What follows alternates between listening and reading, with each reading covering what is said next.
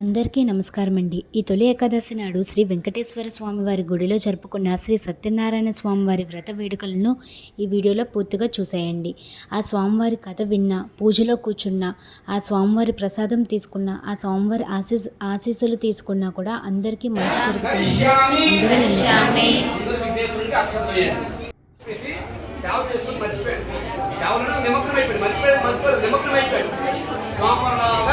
ఇంటికి మీద ఉంటారు కాబట్టి పెట్టాలా